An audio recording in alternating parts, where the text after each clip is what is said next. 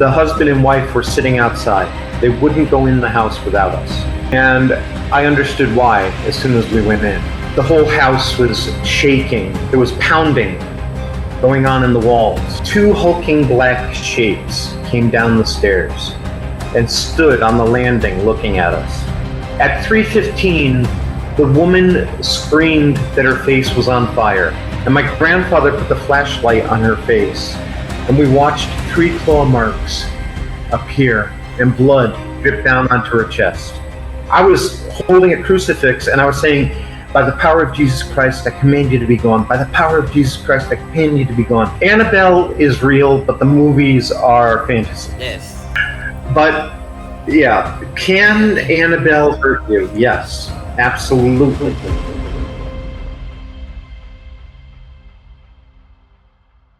Bueno chicos, pues hoy en mi primer podcast o entrevista voy a estar con Chris McKinnell, que bueno, no lo conoceréis igual, pero él es el nieto de seguramente la pareja más famosa en todo lo paranormal, Lorraine y Ed Warren, que bueno, lo conoceréis por películas como El Conjuro, Anabelle o La Monja. How are you, Chris? Muy bien, gracias. Muy bien. Okay, I'm going to start with your first paranormal case. When was that? Okay. ¿Y en español? Bueno, en español es verdad. Básicamente que nos va a contar su primer caso, nos lo va a explicar. Cuando tuve 16 años, Yes. estuve con mucho miedo contra lo paranormal. Y mi abuelo piensa es el tiempo por Chris, vamos por mi primer caso. Es en una casa de un poltergeist. Yes. Muy peligroso. Un poltergeist, chicos, es como cuando, por ejemplo, en un caso paranormal, pues lanzan cosas, ¿no? Hay objetos volando y, bueno, cosas así. Sí. En este caso, más cosas están allá. Primero, y perdóname, pero mi español no es bueno, y son tiempos cuando inglés es necesario. Yes, yes, yes. They moved into a new home, well, an old home. It belonged to the man's uncle who had died. And the very first night they were there, a little child appeared in their bedroom doorway and said, "Where do all the lonely people go?" Now the woman was very afraid, of course, and she called her local priest the next day. The priest came and blessed the home, and the child disappeared. But it was replaced by this hulking black shape, giant, more than 2 meters tall, 2.5 meters tall. Wow. And one night, they had two girls in the house with them, 2 children. One night, the husband was working overnight in the mill, and this hulking black shape came into the bedroom, picked up the woman's rosary, and twirled it as if to say, "You think this is going to stop me?" The woman ran out of the bedroom, tried to get to her first daughter's bedroom door. The door wouldn't open. There was no lock, but it wouldn't open. Then there were stairs above her head, the kind that you pull down to go to the attic. Yes. And it came crashing down on her head and knocked her out. Wow. She came to, she was able to get both her children out. Also, things in the house started flying around. Large furniture was flying around. And they decided they needed help. Yes. So my grandfather had one of his assistants join us, a man named Paul Bartz. And sorry, but Lorraine wasn't there, no? No. Okay. Just my grandfather. It was very strange. I don't know why she wasn't there. But we were going to be on the radio on a telephone interview all night long, starting at midnight. When we got there around 9 p.m. I want to ask you this because I see a video that two girls, I think it's the case of Enfield, I don't know, but I listen, pam, pam, pam.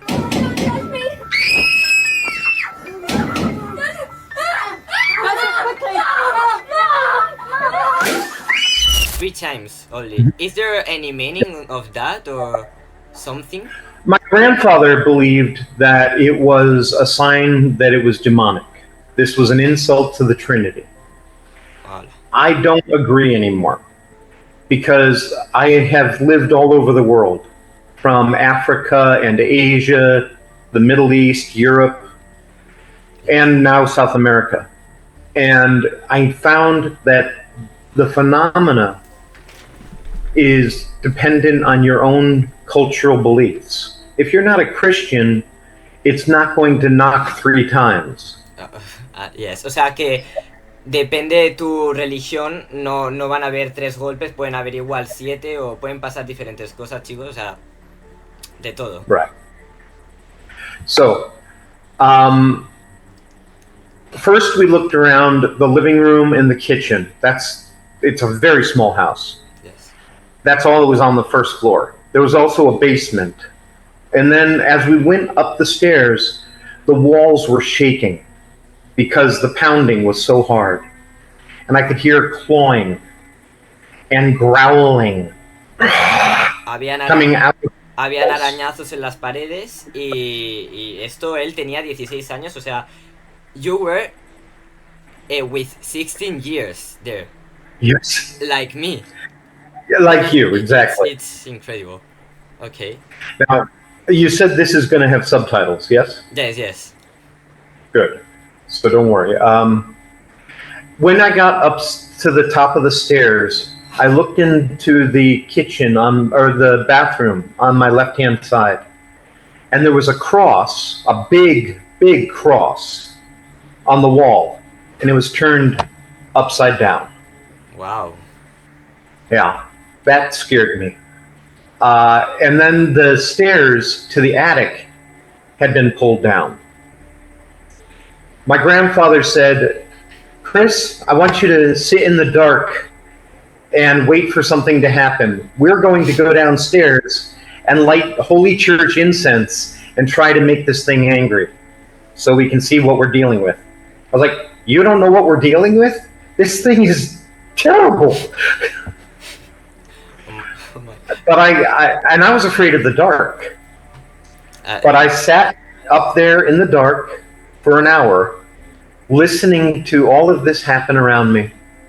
They got some Holy Church incense in a pot, and they smudged downstairs. They smoked out everything downstairs. But when they tried to come up the stairs, it kept going out. They couldn't come up the stairs with it. That's very unusual. Yes. So they left the pot in the kitchen. At about 10:30, Paul came up. He was the assistant, and he relieved me. I went downstairs. And at midnight, we started our radio program. It was the woman of the house and my grandfather sitting on the couch, and I was sitting in a big recliner in the living room. The 3 of us were there. Mm-hmm. And the husband and the other man, the assistant, Paul, were upstairs in one of the girls' bedrooms on another phone. At first, things were quiet. Everything quieted down. But by 3 a.m., all hell broke loose. O sea, las 3 de la mañana es como la hora del diablo, la hora de todo lo malo. This is what my grandfather believes, yes. He feels that Jesus was crucified at 3 p.m. in the afternoon, and therefore it's an insult to the Trinity again. But we didn't have time in 2,000 years ago like that. There was no 3 o'clock. So that's not exactly correct. But while we were sitting there in the dark, I was on one phone with the cross, the same cross that had been upside down, in one hand, the phone in the other hand. O sea, él tenía la misma cruz que antes había dado la vuelta, la tenía en la mano porque ahí podía pasar de todo. And then two hulking black shapes came down the stairs and stood on the landing looking at us. And you could see them even in the dark. At 3:15, the woman screamed that her face was on fire. And my grandfather put the flashlight on her face. And we watched 3 claw marks appear and blood drip down onto her chest. Then that pot with the Holy Church incense in it flew out of the kitchen, around the corner, and straight at my head. I was holding a crucifix and I was saying, by the power of Jesus Christ, I command you to be gone. By the power of Jesus Christ, I command you to be gone. Very quietly, because I was also listening on the phone. And the pot just missed me. It hit the window behind me. The pot was crushed, but the window did not break. I said something bad over the radio because I was surprised. And But then the woman's... The window didn't has breaking. No, that's impossible. It's impossible. Physics says that window should have broken. Yes, of course, but wow. Yeah. So then the woman was screaming that she wanted to get out of the house, and I thought, good idea. So I ran to the door, and the door wouldn't open. And as I'm trying to open the door, the lights are going on and off. And then the chair that I had just been sitting in, the big recliner, Yes. tumbled across the room toward me. Wow. And then the door opened, and the lady and I ran out of the house, leaving my grandfather on the telephone, talking on the radio, telling everyone what was going on. It was the bravest thing I've ever seen in my life. But it's like a Hollywood movie. It's incredible. Yes. And yeah. I'm going to ask you from the movies, because the nun, La Monja, Anabelle, is real or not? No. Anabelle is real, but the movies are fantasy. Yes. None of those stories are real. None of them. Anabelle showed up in my grandparents' life when I was 3 years old. My mother was not some psychic teenager running around the house being chased by Anabelle. My mother didn't even live with my grandparents. And she's certainly not psychic. That's all Hollywood. But I was actually locked in the museum when I was 3 years old. In the by museum? accident. Well, by accident, my sister did it to me, and she was only 2, so. In the museum, that Yeah. is Anabelle there, and all the objects that... Oh, wow. 3D. That's why I was so afraid of the dark. And I have Anabelle, but it's not Anabelle. No, of course not. I listened that in the nun, Maurice theater or something like that. Ethereal. Yes, okay. Can you explain me, like, the story? You were there, or... Yeah. What, can you explain me? One of my cases. I was in college during that case with my friend Ray Jefferson, and there were 4 investigators on that case. We were 2 of them. The very first day, Maurice had called my grandparents. His father had been a real monster, and he had abused Maurice as a child. It was terrible. And then one day, Maurice's father called him and said, "Maurice, I just want you to know that I love you."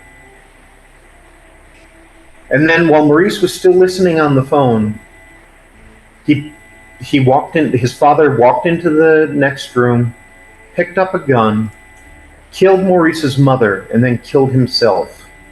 Wow. they had started having phenomena in the house. Maurice couldn't read or write, but he was the only person who could speak French in the household. And words were being scratched into his back in French. The very first message, his wife read it to him. She didn't know what it meant. Yes. But Nancy read it, and it said, "The door is open." They had other phenomena going on, so they called my grandparents, and we all went for the first interview. And my grandfather thought, okay, maybe it's his father that's doing this. So we decided to go to Maurice's father's grave at the cemetery. And Maurice was supposed to forgive his father, tell him he's loved him, and wanted him to be at peace. And while Maurice was crying and talking to his father, we watched him get punched under his chin so hard, it lifted him off his feet and threw him on his back more than 3 meters backwards. And you heard the punch. It was bam! That's when my grandfather felt this was something demonic. I still think it was Maurice's father. So we stayed there, my partner and I, and then these other 2 men, we took turns, gathering information for the church so we could get an exorcism. I watched Maurice come under possession. He would bleed from the eyes. His eyes would look like a snake. He would drool blood. One afternoon, they were farmers. We were in the greenhouse, and it was Nancy and Ray and Maurice and I. And Maurice was complaining that he felt cold. It was still early spring. So I said, go on over to the wood stove and get warm, and we'll keep working. We were helping plant seedlings. And then Ray said, Chris, look at Maurice. And Maurice was under possession. His eyes looked like a snake. He was drooling blood. He had blood coming out of his eyes.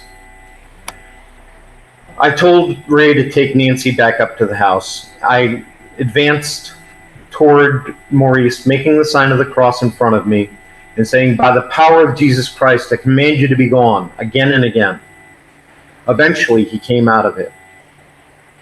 And he complained that something felt wrong on his back. So, with his permission, I lifted up his shirt, and on his t-shirt, there were 3 bloody crosses. And I lifted up his t-shirt, and there was blood on his back, but there was no cut. I don't know where the blood came from. So I asked Maurice, I said, Maurice, I need you to give me this t-shirt. I need to bring it to the university to have it tested, because I was going to the University of Connecticut at the time. So we walked back up to the house. He took off his shirt, handed it to me, and there was no blood on it. There was still blood on his back, but the blood on his t-shirt disappeared. Oh my. Yeah. So the day we were going to perform the exorcism, it was with Bishop McKenna, and there were the 4 young men and my grandparents there. My grandparents didn't stay in houses any longer. They were older and in their 50s. That was not something they were going to do anymore. So they sent us. But my grandfather was complaining he didn't feel well. My grandmother is one of the greatest psychics alive at the time. And she looked right at him and she said, Ed, why don't you have a banana? You're probably low on potassium. She couldn't see he was having a heart attack during that exorcism. Wow. Yeah. So we had a successful exorcism. I was the man standing right in front of Maurice. He was drooling blood, but that's all I could see. But when you look at the video, and the video is on YouTube, Yes, I if you see look that. for the exorcism of Maurice Theriault, you will see it. Maurice's face changing from this to this as the bishop chanted to cast out the devil. There is a crack that appears in his forehead, and his eyes look like a snake's. And here, on one cheek, it looks like he's got scales. I had that video examined by a video expert in Costa Rica about 3 years ago. And he said they didn't have the technology to change videotape like that until about 10 years ago. So what you're seeing on that video is a psychic manifestation. It's not physical. I was this close to Maurice, and I couldn't see that. The next morning, my grandmother called me and told me that my grandfather was in the hospital, that he had had a massive coronary. He did recover. What we didn't understand, though, is how important psychological follow-up was. But one for question, Maurice. Ed had never a heart attack before? No, never. Wow. No, he was a happy man like me, so it wasn't unheard of. Yes, but exactly in that moment. I know. Wow. So we didn't understand that he needed psychological help as well to deal with his traumas. And about 1.5 to 2 years later, his wife Nancy called my grandparents and said that Maurice was coming under possession again. She could not deal with it anymore, and she was going to get a court order to keep him away from the house. One night, Maurice was waiting for her when she came home from work. He had a shotgun. He shot her and blew off her arm. Then he dragged her bleeding into the kitchen, sat her at the table, and she thought she was going to die, just like Maurice's mother had died. And at the last moment, he put the shotgun underneath his head, and he blew off his own head. It taught me that you cannot only deal with the paranormal. You must deal with all of the problems, and whatever is making that person vulnerable to a negative manifestation, you have to deal with that as well. It's not a game. No, this should not be anybody's hobby. You're dealing with real people's lives. And you are in Paraguay? Yes. And you go to houses of persons that need help, and this is free. Yes, of course. Always free, always private. And we don't talk about our cases in a way that could identify anyone. Now, people like Maurice, we talk about because that's already public knowledge. yes. You know, so if I talk about Amityville, I'll talk about the people. But otherwise, I talk about it in a way that will not identify the family. And when you do this, you are not afraid of your life. You can experiment one thing one day, and the other day it's another thing, you know? Actually, I have been picked up over the stairs and almost thrown down the stairs, levitated in the air. I've had the brakes go out on my car immediately after I did a ritual to break a curse on a family. I've had the gas turn on my stove 3 nights in a row, filling the house with gas. I have had cuts, I've had bruises, I've been electrocuted. Honestly, so many things. But I'm not afraid. Everybody dies. I'm going to die. But fear is a way of saying I don't have faith. Wow. I have I know I'm going to die. I accept that. That's not important to me. God's got me after I'm dead. I'm fine with that. Yes. I just want to do everything I can while I'm here. And los espíritus Mm-hmm. pueden ser peligrosos. It can be good, ¿no? Más Or- en estos casos, no es el diablo. Es tu abuelo o es una señora de la casa que están muertos. Y ¿Ok? tú, por ejemplo, ¿has visto a tu abuela? Oh, sí, ella es conmigo muchas veces. ¿Y cómo lo Una ves? semana el pasado, ella es conmigo. ¿Y eso cómo lo ves? ¿Cómo, how do you Oh. feel that it's there? Son muchos incidentes. En San José, Costa Rica, estuve en un sanatorio Durán, Sí. y hablando con un espíritu de un niño. El niño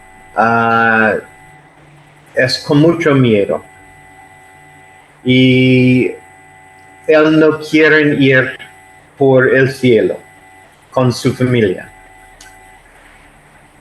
Y hablando con él en español básico, y él no cree, es posible. Y en un momento, mi abuelo es acá.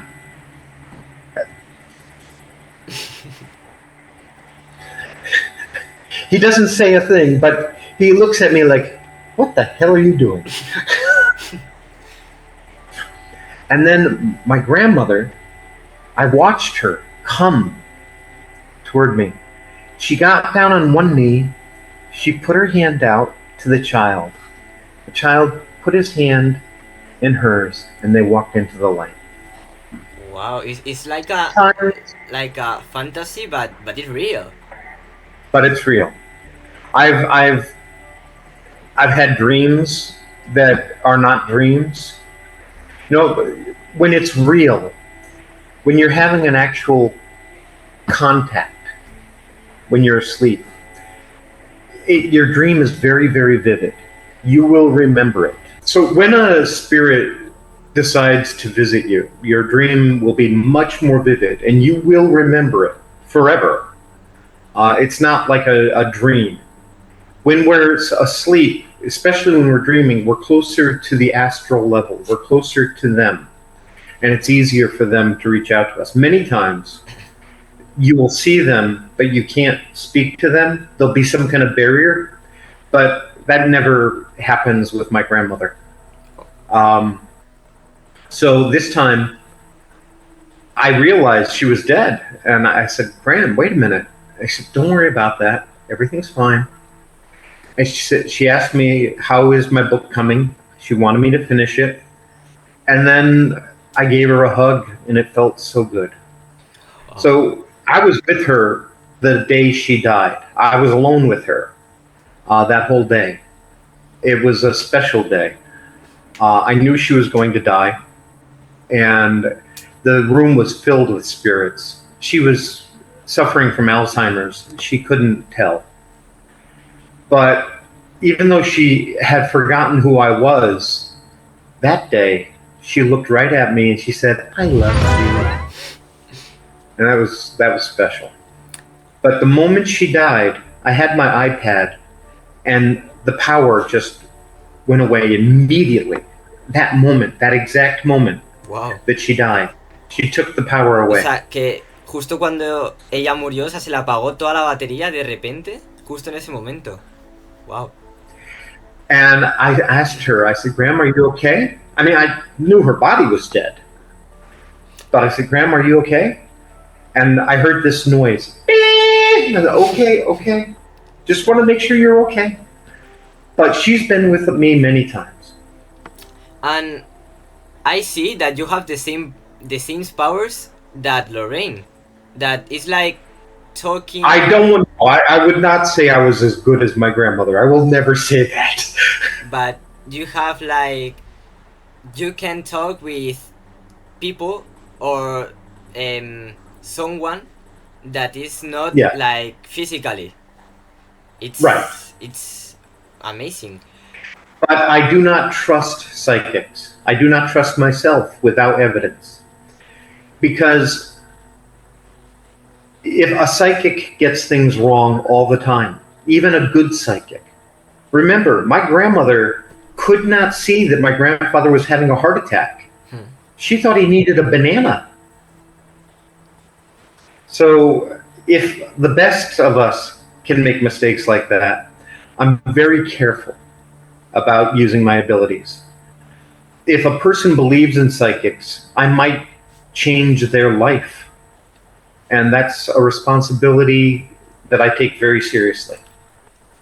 And to finish, I choose one question from a follower, and is, right now, if you take Anabelle out of the box and all the security, will something happen, or is there someone there waiting for the moment to do something bad in Anabelle doll? I do not own Annabelle. That belongs to my mother and her husband. Her husband, his name is Tony Spira. He calls himself a demonologist. He's never worked on a case in his life. My mother and Tony are afraid of the paranormal. They don't do anything with it. He takes Annabelle out, and he brings it to shows, which I think is very stupid, very foolish. Yes. Do you know what an oven mitt is? The things you wear on your hands to hold hot pots? Yes. So they take oven mitts and they put holy water on the oven mitts to pick up Annabelle. It's the stupidest idea I've ever heard of in my entire life. But yeah, can Annabelle hurt you? Yes, absolutely. But Annabelle has not done anything in almost 40 years. Wow. The last time Annabelle hurt someone was around 1975. A friend of ours, Father Bill Charbonneau, came to the house. And this was before my grandparents had learned how to protect themselves from Annabelle. Annabelle was sitting in a rocking chair in the basement. And Father Bill had come over to show his new car. And afterward, he said to my grandfather, Ed, I hear you have a doll that attacks people. And my grandfather said, yes, Father, it's downstairs. Would you like to see it? So they went downstairs, and Father Bill walks up to Annabelle, picks it up, throws it across the room, and says, God is stronger than the devil. And my grandfather looked at him and he said, yeah, God is stronger than the devil, but no man is. That night, Father Bill was driving his brand new car home, and this white light came out of the sky straight at him. And at the last moment, before he veered off and wrecked the car, ripped it in half, broke his leg, he swore he saw Annabelle in the light. Wow. He's lucky to be alive. He was lucky to be alive. So thank you so much, Chris. I don't know if my English is bad or good. I think it's bad. No, it's very good. But listen, one thing, if people are in trouble and they need help, we have a good team in Spain.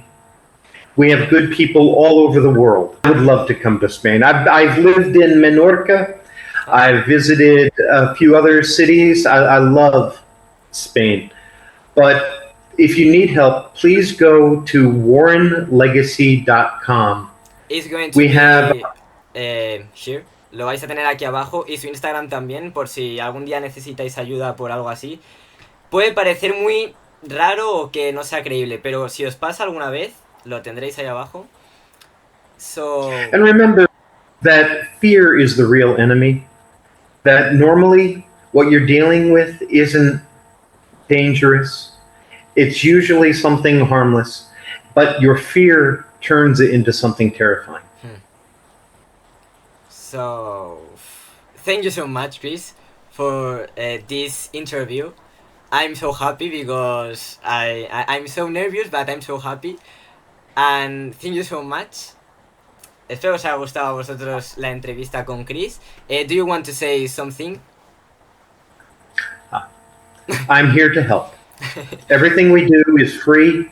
This is the work of God as far as I'm concerned, and I'm here for you. Thank you so much, Chris. And espero os haya gustado. Dejad un like, suscribiros y nos vemos en otro video podcast. Chao, chao.